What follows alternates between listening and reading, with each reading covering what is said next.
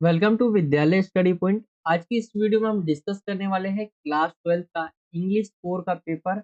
And ये आपका paper कल के एग्जाम्स के लिए बहुत ज़्यादा इंपॉर्टेंट है। इस तरह से आता है आपका बोर्ड का पेपर, अगर आप देख पा रहे हैं तो यहाँ पे देखेंगे कुछ इस तरह से सीरीज लिखी रहती है। एंड यहाँ पे सेट लिखा रहता है, जैसे सेट कौन सा है, सेट 1 2 3 कौन सा सेट है यहाँ पे दिया रहता है। ठीक है। एंड आज की इस वीडियो में हम कवर करेंगे इंग्लिश के पेपर को। रोल नंबर यहाँ पे आपको लिखना होता है, जैसे कि आप देख रहे हैं। एंड यहाँ पे कुछ इस तरह से इस पैटर्न पे आपका जो पेपर आएगा, ऐसा ही पैटर्न रहेगा पेपर का। एंड यहाँ पे इस सब्जेक्ट का नाम देख सकते हैं, इंग्लिश 4 जो कि दिया गया है। एंड इसमें अगर हम देखें इंग्लिश 4, इंग्लिश दो टाइप की होती है, एक कोर होता है, एक इलेक्टिव होता है। तो ये कोर वाला आपको याद रखना है। एंड यहाँ पे इंस्ट्रक्शंस दिए हुए हैं, जैसे पेपर के अंदर जो है आपको यहाँ पे भी दिया हुआ है। वैसे 15 मिनट पहले ही पेपर पढ़ने के लिए दे दिया जाएगा। 10 बज के 15 मिनट पे एंड 10 बज के 30 मिनट तक आपको जो है पेपर रीड करने के लिए दिया जाता है। फिर उसके बाद आप लिख सकते हैं। एंड यहाँ से आपका पेपर स्टार्ट हो जाता है। एंड आप सभी को पता होगा क्वेश्चन पेपर जो है 3 सेक्शन के अंदर डिवाइड है, जैसे reading section, writing and literature. जो आपकी किताब से क्वेश्चन पूछे जाएंगे वो लिटरेचर में। राइटिंग में आपका जो है, जो आपका नोटिस है, इनविटेशन है, लेटर है, ये आ जाएंगे। रीडिंग के अंदर आपका पैसेज पूछा जाता है, पैसेज से रिलेटेड क्वेश्चन। तो ये आपके पैटर्न है इंग्लिश के पेपर को लेकर। यहाँ से आपका सेक्शन ए स्टार्ट हो जाता है। And section A total 22 number का रहेगा, जिसके अंदर पहला क्वेश्चन है आपका 12 नंबर का, दूसरा क्वेश्चन है 10 नंबर का। पहले क्वेश्चन की तरफ आते हैं। पहला क्वेश्चन आपका पैसेज से रिलेटेड क्वेश्चन दिए रहेंगे, जैसे ये पूरा पैसेज है, इसको आपको अभी पढ़ना नहीं है। एंड हाँ, एक चीज आपको याद रखनी है, एक तरीका बताता हूँ, अगर आप उसे फॉलो करते हैं तो आपकी टाइमिंग थोड़ी ना सही होगी पेपर के लिए। अगर आप पेपर लेते एंड सेक्शन सी या उसमें से बी को अगर आप पहले करते, या बी या सी में से आप इनको पहले करें, लास्ट में सेक्शन ए को उठाएं, इससे आपके पास टाइम बचेगा। क्योंकि अगर सेक्शन ए आप अभी करने लग जाएंगे पहले ही पेपर लेकर, तो ये आपका जो है 3 घंटे का पेपर होता है, तो 1.5 से 2 घंटे करीब यही ले जाएगा। इसी में आपको प्रॉब्लम होगी। इसीलिए आप सेक्शन सी और बी को पहले करें, फिर सेक्शन ए को जो है करें। एंड चलिए पैसेज को करते हैं। तो इस पैसेज को आपको पढ़ना नहीं है, पहले डायरेक्ट क्वेश्चन की तरफ तरफ आना है। एंड ऊपर ही आपको जो है नेम एंड जो जो मार्क रहते हैं, जैसे यहाँ पे डेट है, ठीक है, नंबर्स है, ये आपको एक बार देख लेना है। एंड नीचे की तरफ आ जाना है क्वेश्चन की तरफ। यहाँ पे देखेंगे, based on your understanding understanding of the passage answer the questions given below. जो नीचे दिया गया क्वेश्चन है उसके आपको आंसर्स देने हैं, ठीक है। एंड ये 12 नंबर का है आपका। यहाँ पे पहला क्वेश्चन पूछा गया, complete the sentence by choosing N appropriate option. यहाँ पे जो है आपको कंप्लीट करना है सेंटेंस को। एंड इस सेंटेंस को देखेंगे, लिखा हुआ है ghost nets have been named so because they. यहाँ पे बोला गया है कि घोस्ट नेट्स है, यानी भूत, और नेट्स का मतलब जाल होता है, यानी भूत जाल। भूत जाल का जो नाम है इसलिए रखा गया है क्योंकि have been named so because, इसलिए रखा गया है। अगर आप देखेंगे इस पैसेज के अंदर नेट की बात हो रही है, जिसके अंदर जो आप मछलियां पकड़ते हैं, जाल जो होता है उसके बारे में बात की गई है, किस तरह से उससे मछलियां पकड़ते हैं, साथ ही साथ और चीजें भी उसके अंदर फंसती है। तो पूरा पैसेज इसी के बारे में है, जाल के बारे में। समुद्र में जो जाल हम बिछाते हैं, चाहे वो समुद्र हो गया, नदी हो गया, उसी को भूत जाल कहकर यहाँ पे बताया गया है। एंड यहाँ पे इसका नाम इसलिए रखा गया क्योंकि, तो आप इस पैसेज को पढ़ेंगे तो इसमें आपको इनके कई क्वेश्चंस होंगे जिसके आपको डायरेक्ट आंसर नहीं मिलेंगे, बट कुछ क्वेश्चंस के आपको मिल जाएंगे। तो इसका नाम किस लिए रखा गया, अगर आप पैसेज देख पा रहे हैं तो आपको ढूंढना है इसका आंसर, ठीक है। एंड इसका आंसर जो है ना डायरेक्ट आपको नहीं मिलेगा, आप पूरा थोड़ा पैसेज पढ़ेंगे तभी समझ के आप लिख पाएंगे इस क्वेश्चन का आंसर। भूत जाल क्यों रखा गया इसका नाम, क्योंकि अगर हम देखें, ये आपके ऑप्शन है। अ, यहाँ पे अगर देखेंगे, जो हम मछलियाँ पकड़ते हैं या समुद्र के अंदर या नदियों के अंदर, तो उसका कोई जो है ऑनर नहीं होता, यानी किसी का स्वामित्व, यानी किसी का अधिकार नहीं होता इसके पास। इसीलिए जो है इसका नाम घोस्ट नेट रखा गया। ऑप्शन सी इसका राइट आंसर निकल कर आ जाएगा। अगर आप इस पैसेज को पढ़ेंगे, जो पहले 2 पैराग्राफ है, तो उसी में आप समझ जाएंगे इसके बारे में। आगे आते हैं हम अगले क्वेश्चन की तरफ। Comment on the writer's reference to the ghost net in paragraph 1 as a health problem for the ocean. यहाँ पे जो बोला गया है कि जो महासागर होते हैं उसके लिए एक स्वास्थ्य समस्या के रूप में पैराग्राफ जो एक दिया गया, उसमें भूत जालों के बारे में क्या जो है लेखक जो है बताते हैं, आपको बताना है। तो यहाँ पे अगर हम देखते हैं पैराग्राफ जो है कहा गया है पैराग्राफ 1 के अंदर। तो पैराग्राफ 1 में अगर हम चले तो इसमें आप देखेंगे कुछ इस तरह से पैराग्राफ 1 है। इसे पढ़ना चाहते हैं आप पढ़ सकते हैं। इसके अंदर जो मेन चीजें मैं आपको बता देता हूँ कि यहाँ पे जो बताया गया है, क्वेश्चन क्या था कि महासागरों के लिए जो है एक स्वास्थ्य समस्या के रूप में जो पैराग्राफ 1 है उसमें दिए गए जो भूत जाल है उसके बारे में लेखक क्या कहता है। तो यहाँ पे आप पढ़ेंगे लेखक क्या कह रहा है। जैसे यहाँ पे दे आर वन जो है particularly a opening part of the global ghost fishing problem, ठीक है, विच इंक्लूडेड फिशिंग गियर जो है abandoned in the water, any net or a line left in ocean and can pose a threat to जो है marine life. तो ये आप इसके बारे में देखेंगे एंड इसके अंदर यही बताया गया है कि समुद्री जीवन के बार-बार जो है बीमार होने का कारण भूतकाल है। यदि इस पर ध्यान नहीं देते हम, अगर इसके निष्कर्ष की बात करें तो ऐसे आपको लिखना है। क्योंकि देखिए आप 11th और 12th के बच्चे हो जाते हैं जब, तो इसके अंदर आप डायरेक्ट आंसर इधर से लेकर इधर तक नहीं लिखेंगे, ऐसा नहीं होता। आपको अपने थॉट्स लिखने होते हैं, पढ़ के अपनी समस्या आपको आंसर देने होते हैं। तो यहाँ पे वही बात की गई है कि किस तरह से जो है समुद्र जो है वो बीमार हो रहा है, ठीक है? भूत जाल के कारण। और अगर इस पर ध्यान नहीं दिया गया तो ये क्या होगा, जल्दी जो है ये जो प्रॉब्लम है वो गंभीर बन जाएगी। तो ये इसके अंदर आपको लिखना होगा। ये आपका दूसरा क्वेश्चन था, यही आंसर आपका लिखा हुआ है। जैसे the ghost nets are the reason for marine life is frankly sick if not addressed, this health issue would soon be जो है chronic। तो ये आपका आ जाएगा। थर्ड क्वेश्चन की तरफ आए तो थर्ड क्वेश्चन पूछा गया list the two ways being जो है entangled in a ghost net is likely to impact a walrus। यहाँ पे जो बोला गया है आपका थर्ड क्वेश्चन है, इसमें बोला गया कोई दो आपको तरीके बताने जिससे क्या जो भूत जाल है उसमें फंसने वाले जो वॉलरस है उस पर क्या प्रभाव पड़ते हैं आपको बताना है। जो है यानी भूत जाल से जो है क्या-क्या प्रभाव पड़ सकते हैं, ठीक है? वॉलरस पर। वॉलरस क्या होता है? एक समुद्री जीव होता है, आपने सुना होगा। उस पर क्या-क्या प्रभाव पड़ सकता है? तो अगर हम देखें तो वो क्या हो सकते हैं? उनके इंजरी आ सकती है और इंजरी और जाल में अगर वो फँस जाते हैं तो उसके कारण क्या है? वो मर सकते हैं ऊपर साँस ना लेने के लिए जब ऊपर आते हैं साँस लेने के लिए, अगर वो जाल में फँस गए तो नहीं आ पाएँगे। इस कारण क्या होगी? उनकी डेथ हो जाएगी या इंजरीज़ हो सकती है, ये आप इसमें लिख सकते हैं। अगर हम पैसेज की बात करें, तो यहाँ पे आप पैसेज में जाएँगे एंड इसको ढूँढेंगे कहाँ पे इसके बारे में लिखा हुआ है। अगर आप देखेंगे तो प आपका पैराग्राफ 2 है, इसके अंदर पूरा लिखा गया है कि किस तरह से जो है प्रॉब्लम्स होती है, ठीक है? यहाँ पे देखेंगे जैसे यहाँ पे लिखा हुआ भी है, इंजरीज़ के बारे में यहाँ आप देख सकते हैं एंड यहाँ पे अगर उनको सरफेस पे नहीं आ पाए साँस लेने के लिए, तो उससे उनकी मौत भी हो सकती है। तो ये इसका आंसर होगा। इस तरह से मैं आपको पैराग्राफ दिखा दे रहा हूँ एंड उसके अंदर कुछ हिंट दे दे रहा हूँ, उसी से आपको लिखना पड़ेगा। फोर्थ क्वेश्चन की तरफ आए तो फोर्थ क्वेश्चन बोला गया है select the option that conveys the opposite of जो है negligible from words used in paragraph 2। तो यहाँ पे बोला गया है पैराग्राफ 2 में जो यूज किया गया है, यहाँ पे नेग्लिजिबल है, इसका मतलब होता है नगण्य।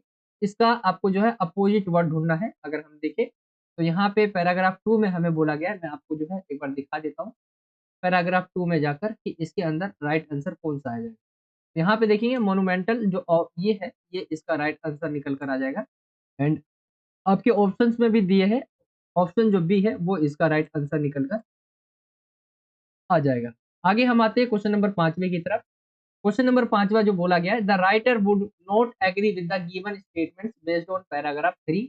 यहाँ पे बोला गया है कि लेखक जो आपका जो पैराग्राफ 3 दिया है, उस पर आधारित जो 3 पैराग्राफ 3 पर आधारित जो कथन दिए हुए उससे सहमत नहीं होगा सिवाय किसके?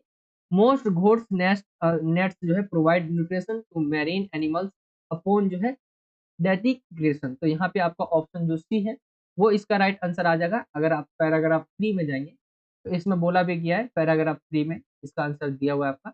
अब पैराग्राफ 3 में जाएँगे एंड इसमें पढ़ेंगे इसका आंसर, ठीक है? यहाँ पे आप इसे पढ़ सकते हैं। दिखा देता हूँ मैं।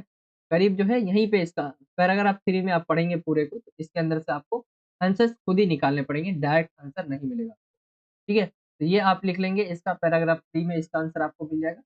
आगे हम आते हैं क्वेश्चन नंबर 6 की तरफ, तो यहाँ पे बोला गया है सम रिपोर्ट्स शेयर दैट जो है fishing nets used to be made of common rope using natural fibers prior to the 1960s based on your understanding of paragraph 3 list one major advantage that these had over the fishing nets being used in present time।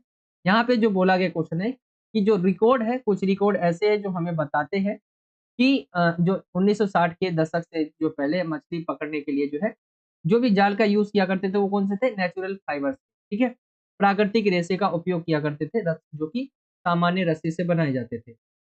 आपका जो paragraph 3 है उसमें अपनी समझ से बताना है आपको कि आज के समय में उपयोग किए किए जा रहे जो मछली पकड़ने के जाल है, उसकी तुलना में एक प्रमुख लाभ की सूची आपको बनानी है कि लाभ क्या है? तो यूज्ड टू बी बायोडिग्रेडेबल, ठीक है? इज़िली जो है disintegrated as compared to artificial fiber nets that do not जो है disintegrate। तो ये इसका राइट आंसर निकल कर आ जाएगा आपका। यहाँ पे देखेंगे एक तो ये क्या है, यहाँ पे बोला गया है यूज टू बायो जो है डिग्रेडेबल जो है यूज किया जा सकता है। इसको आसानी से जो है ये विकटित नहीं होते एंड ये जो है आसानी से विकटित हो जाते हैं, तो इसके बारे में बताया गया। आगे आते हैं क्वेश्चन नंबर 7 की तरफ। Why is it fair to say that commitment and जो है innovation have to go hand in hand to read the questions of ghost nets। यहाँ पे जो बोला गया है ये जो है why is it fair to say, यानी ये कहना कहाँ सही है, कहाँ तक सही है कि महासागर है उसको भूत के जाल से मुक्त कराने के लिए प्रतिबद्धता और नवप्रयत्न को जो है साथ साथ चलना पड़ेगा। यानी क्या है, यहाँ पे बोला गया है इनोवेशन को और कमिटमेंट को साथ साथ ही चलना पड़ेगा। अगर हम चलते हैं पैसेज के अंदर एंड इसमें ढूँढते हैं, अगर इसमें हमें मिल जाए। यहाँ पे देखेंगे लिखा हुआ है commitment, require commitment, cooperation and innovation. इसी के अंदर आपको इसका आंसर मिल जाएगा पैराग्राफ 4 के अंदर। एंड मैंने आपके लिए आंसर्स भी सभी के ऐसा नहीं अलग-अलग भी बना रखा है, आप यहाँ पे पढ़ सकते हैं।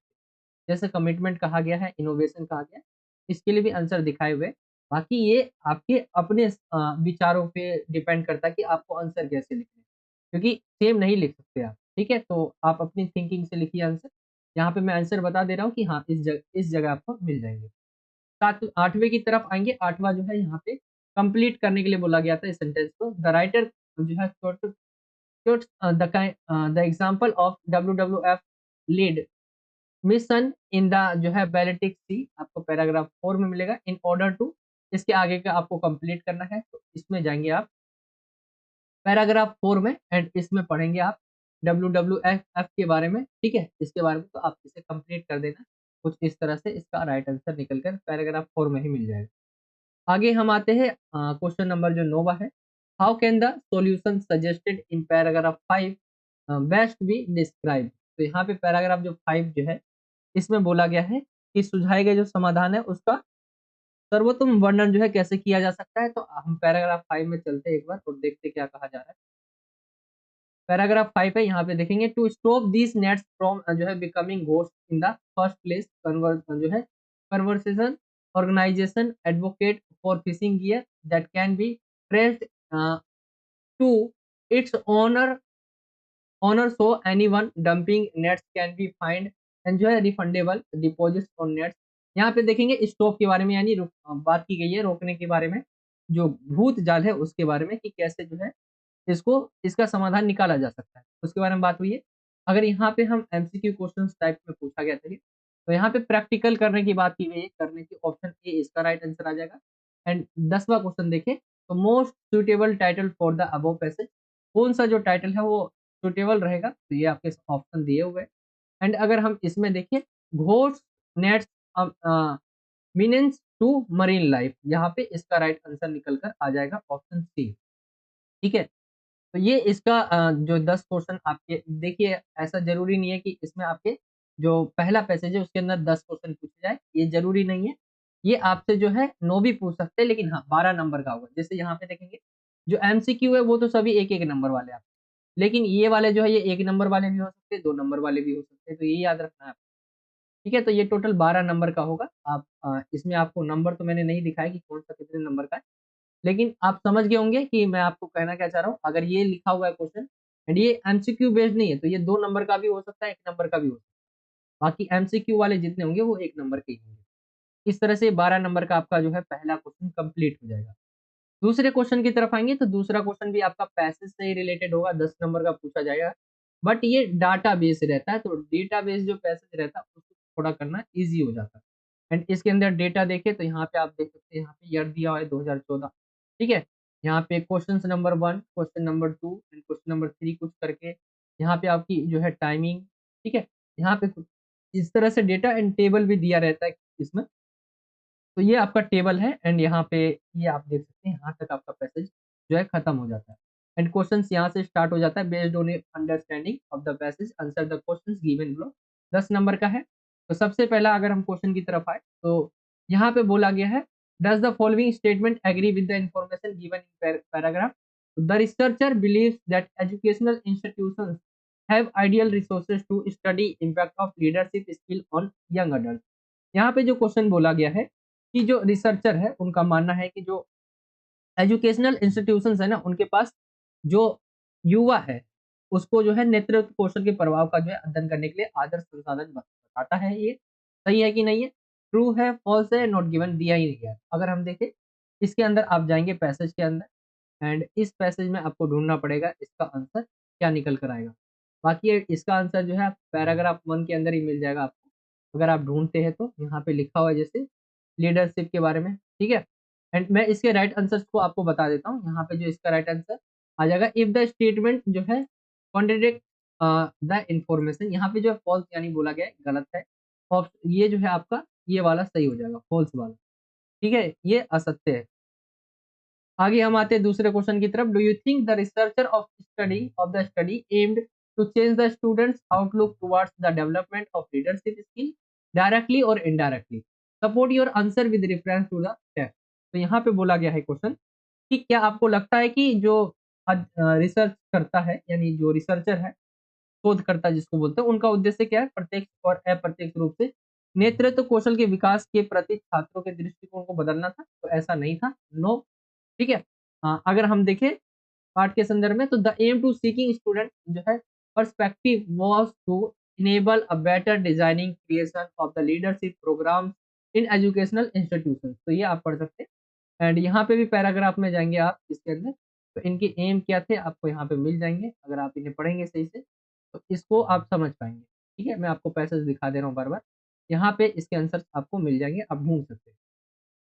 आगे चलते अगले क्वेश्चन की तरफ। यहाँ पे बोला गया है, select the option that displays the most likely reason to including research. Question number 3 in the 2014 की स्टडी के बारे में बोला गया है कि इसमें आपको उस विकल्प विकल्प के बारे में, उस विकल्प का चयन करना है जो 2014 के अध्ययन में शोध प्रश्न जो 3 है उसको शामिल करने का सबसे संभावित कारण जो है प्रदर्शित करता है। अगर हम देखें तीसरा क्वेश्चन है क्या इसमें बोला गया, तो यहाँ पे देखेंगे question number 3 research question number 3 are certain key events more likely to be link to particular lesson. तो यहाँ पे बोला गया है, आप पढ़ सकते हैं इसे एंड इसके बारे में देखें। अगर हम इसका राइट आंसर देखें, ऑप्शन देख लेते हैं एक बार। यहाँ पे देखेंगे तो इसका जो राइट आंसर निकल कर आ जाएगा, certain lessons are common in more than one learning opportunity. Option जो डी है वो इसका राइट आंसर आ जाएगा।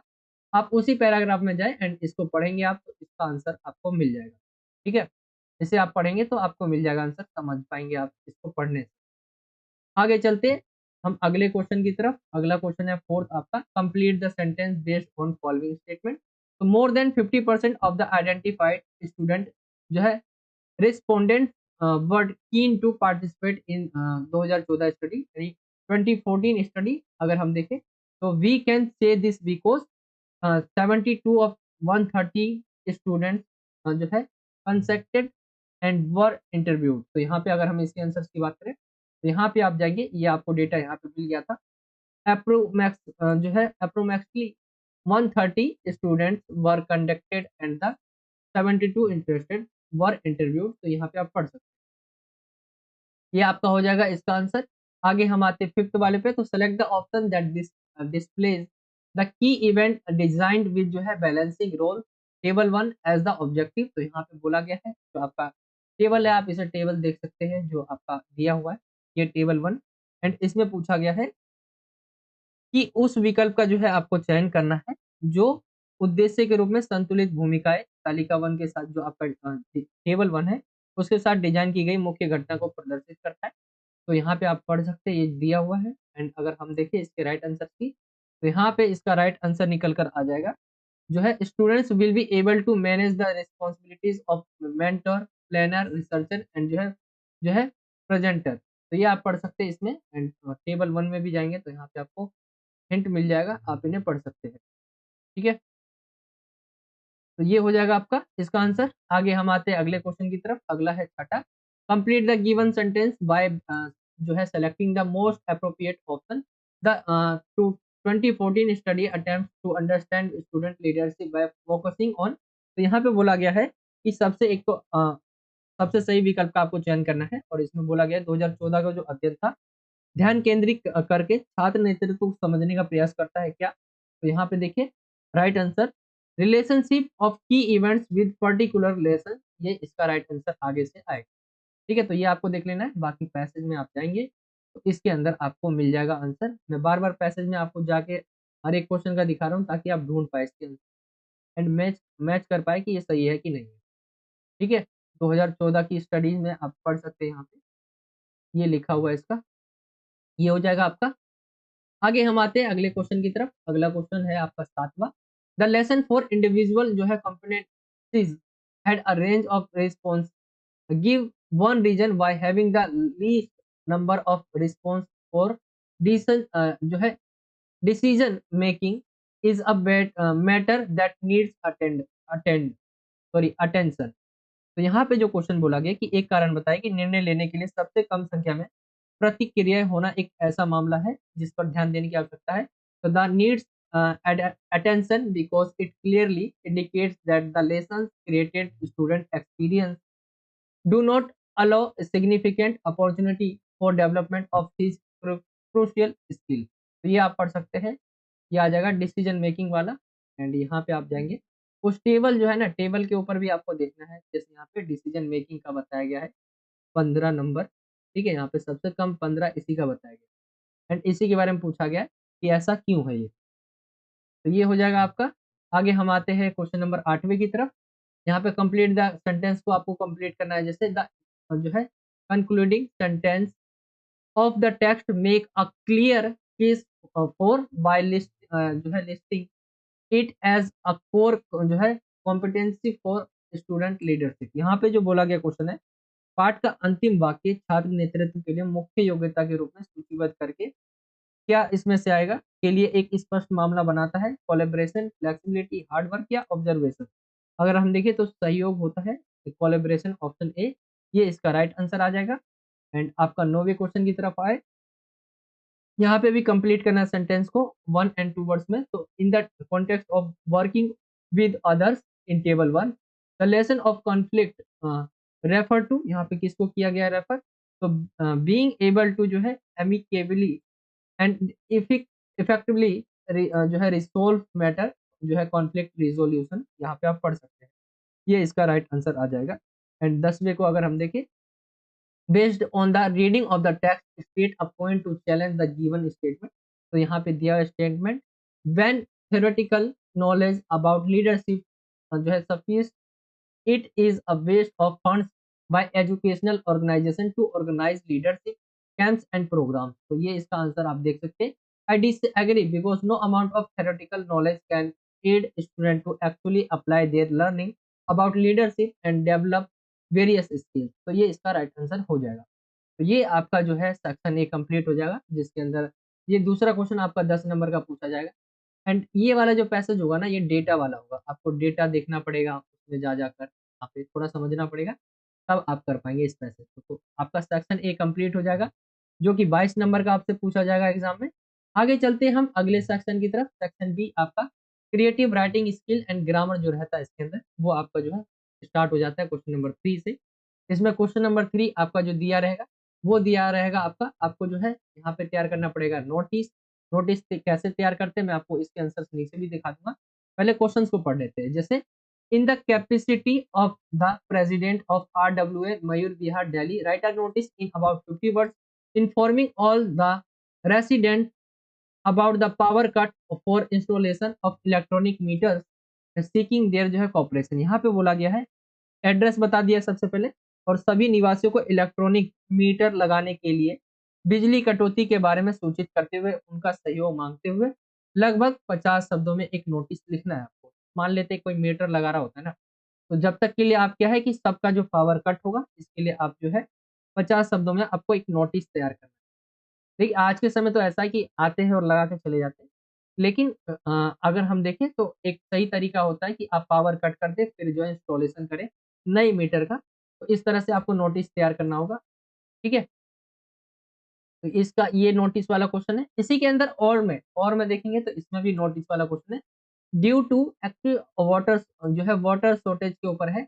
This summer this summer you are concern about जो है advising the residents of your colony for saving water as president RWA block जो है Vasant Vihar Vasant Kunj Delhi draft a notice in about 50 word to make the residents aware about the problem of suggest measures. तो यहाँ पे ये बात की गई है कि पानी की शॉर्टेज के बारे में है, वाटर शॉर्टेज के बारे में है। अगर हम इसके आंसर्स को देखें, तो इन दोनों में से कोई एक मैं आपको करके दिखा दे रहा हूँ, एक आपको खुद करना है। जैसे वाटर शॉर्टेज का अगर आप देखें तो सबसे पहले रेसिडेंट वेलफेयर एसोसिएशन ए ब्लॉक वसंत कुंज दिल्ली, नोटिस आपको लिखना है। फिर इसके बाद डेट यहाँ पे लिख दी गई है जैसे आप पढ़ सकते हैं एंड वाटर वाटर शॉर्टेज के ऊपर जो है इस तरह से नोटिस लिखा गया है। Considering the acute water shortage in the colony is summer this summer all the resident of Vasant Kunj A block are requested not to waste, यानी पानी को वेस्ट ना करें इसके लिए आपको नोटिस तैयार करना है। आपने देखे होंगे कई नोटिस के जो है आपने बोर्ड देखे होंगे जहाँ पे लिखा रहता है आपके लिए नोटिस। इस चीजों का ध्यान रखना है। जैसे आप देखते हैं तो एक कूड़े के लिए गार्बेज के लिए लिखा होता है कि आप कूड़ा यहाँ पे ना फेंकिए, इसके लिए नोटिस है, ठीक है? एंड यहाँ पे आप इसमें लिख सकते हैं जैसे वाटर शॉर्टेज के ऊपर है ये, तो आपको क्या-क्या लिखना है आप यहाँ पे पढ़ सकते हैं। एंड यहाँ पे ये भी फाइन यहाँ पे डाल सकते हैं कि अगर कोई करता है ये तो उसके ऊपर जो है इतने रुपए का फाइन होगा।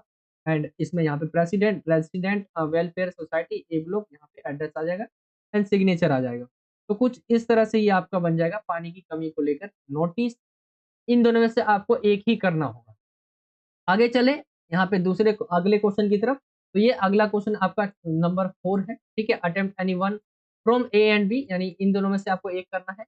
एंड है क्या ये क्वेश्चन? ये है आपका राइट ऑफ फॉर्मल, आपको जो है इन्विटेशन तैयार करना है इसमें। इन्विटेशन के ऊपर ये दोनों क्वेश्चन है। जैसे पहला है आपका मिस जो है Jyotika Rani had received an invitation from जो है मिस्टर जो है Jaidev Babu for his house warming party, write a formal reply on her behalf accepting the invitation. आपको किसी ने इनवाइट किया है एंड आपने उस लेटर को क्या किया, एक्सेप्ट कर लिया। उसके ऊपर आपको जो है इनविटेशन जो है, यानी मिस ज्योतिका रानी को श्री जयदेव बाबू से उनकी जो है गृह प्रवेश पर जो है गृह प्रवेश पार्टी पे जो है आपको इनवाइट किया गया, हाउस वार्मिंग पार्टी पे। एंड आपको निमंत्रण मिला था। निमंत्रण स्वीकार करते हुए उसकी ओर से आपको औपचारिक जो है उत्तर देना है। तो एक तो ये हो गया। एंड इसी के और के अंदर देखेंगे draft an invitation in about 50 words on behalf of your own मैग्ना जो है Menon which she has to share to invite prior work जो है कॉलेजेस जो यहाँ पे colleagues to the inaugural event of her own investment जो है कंसल्टेंसी फर्म इन द एशर मॉल जो है यहाँ पे खिचोड़े जो है केरला यहाँ पे लिखा हुआ है। यहाँ पे एड्रेस दिया हुआ है। जैसे अपनी चाची जो है मेघना की ओर से लगभग 50 वर्ड में आपको एक निमंत्रण का मसूदा तैयार करना है, जिससे उन्हें एसर मॉल जो है कोझिकोड केरल में जो अपनी खुद की एक निवेश जो है परामर्श फर्म के उद्घाटन जो समारोह है उसमें जो है पूर्व कार्य सहयोगों को आमंत्रित करने के लिए एक साझा करना है आपको, तो उसके लिए लिखना है। तो आप जैसे इस तरह से इनविटेशन कैसा होता है, आपने शादी का कार्ड देखा होगा, वो भी क्या एक इनविटेशन है।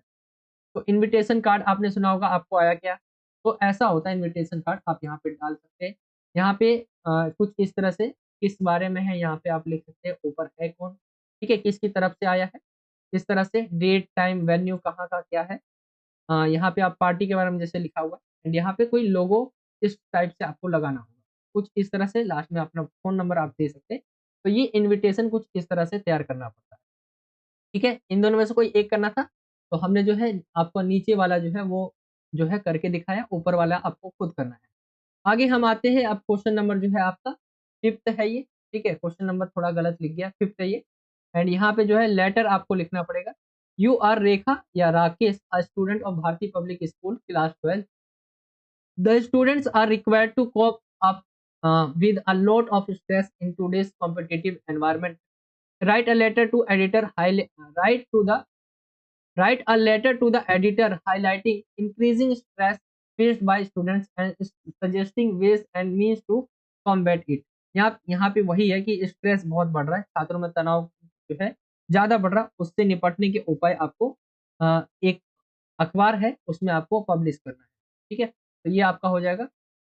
एंड दूसरा देखिए अगर हम, तो यू आर जो है दमानजीत, यहाँ पे जो बोला गया है, you are Damanjeet Singh as a fresh graduate of film making BFA from जो है जत्ती Chandigarh, you saw the given advertisement in the newspaper and wish to apply for the position जो है advertised, write a letter to Mili Johar arts along with the your biodata expressing your interest in the advertise जो है advertise post. तो ये आपको बताना है।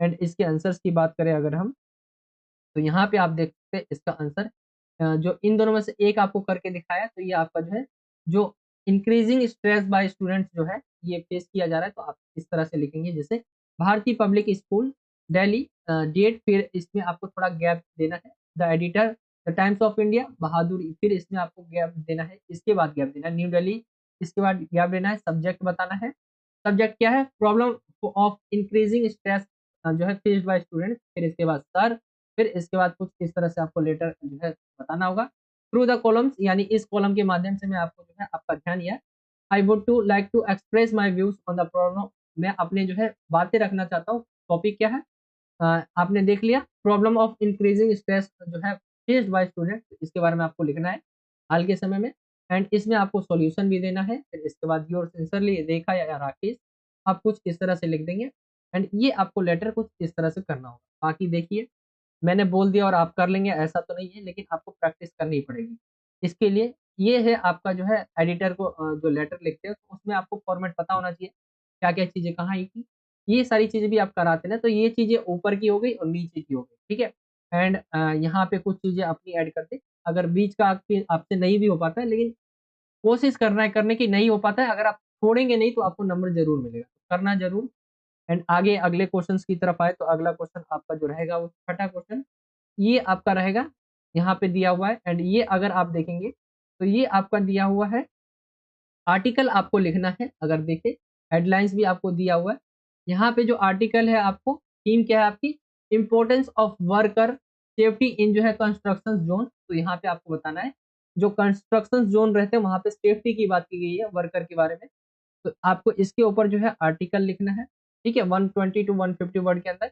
यहाँ पे आपके हेडलाइंस भी आपको दिए हुए हैं, तो आप इन्हें भी यूज़ कर सकते हैं एंड इसी के अंदर और में ये दिया हुआ है आपका, यहाँ पे देखेंगे you are Shweta Shivam head of history club of ASN public school Janakpuri Delhi, your school organized heritage awareness program in your school to create awareness regarding our जो monuments, write a report आपको लिखना है this program in about 120 to 150 word, तो यहाँ पे आपको report तैयार करना होगा एंड यहाँ पे जो है श्वेता और शिवम इसके बारे में आप यहाँ पे रिपोर्ट देख सकते हैं एंड ऊपर वाला जो आर्टिकल है आप इसे खुद से ट्राई करें करने का, ठीक है? मैं आपको हर एक क्वेश्चन में एक क्वेश्चन आपको दिखा दे रहा हूँ, कुछ इस तरह से होगा ये एंड ये जो है ये नहीं लिखना, तो ये आपका जो है रिपोर्ट है तैयार है, अगर आप इसका जो है इस तरह से देख सकते हैं, write a report on the program in about 120 to 150 word, यहाँ पे जो अवेयरनेस है ऑर्गेनाइज्ड हेरिटेज अवेयरनेस प्रोग्राम ये है, इसके ऊपर आपको लिखना है, तो इस तरह से आपको लिखना होगा,